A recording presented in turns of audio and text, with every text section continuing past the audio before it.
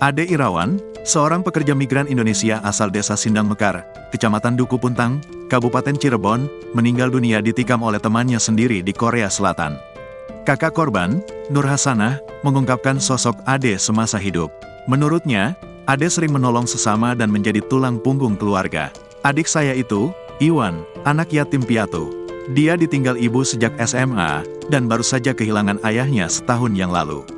Kami sangat kehilangan sosoknya, apalagi sudah hampir 10 tahun tidak bertemu dengannya, ujar Nur Hasanah dengan sedih saat dikonfirmasi pada Selasa, tanggal 7 Mei tahun 2024. Anak ketiga dari 4 bersaudara ini lahir di Cirebon pada tanggal 24 Juni tahun 1993. Ia juga dikenal sebagai sosok pekerja keras, tidak mudah menyerah, rajin beribadah dan suka menolong sesama. Ade itu suka nolong. Kalau ada yang kesulitan hubungi Ade. Dia akan langsung membantu, entah itu memberi pinjaman uang atau bantuan lainnya, ucapnya.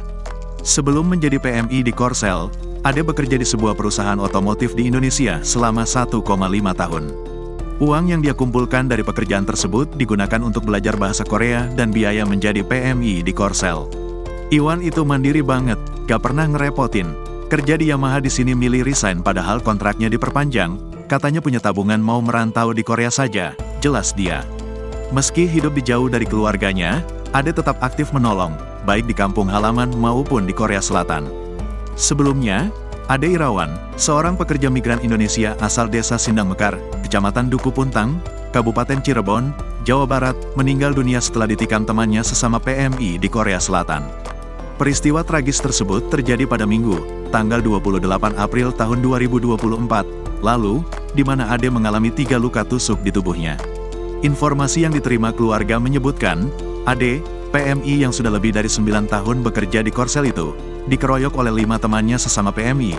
Selain Ade, rupanya terdapat korban lainnya bernama Sigit, asal Kabupaten Indramayu, Jawa Barat, yang kini dikabarkan kritis di Korsel.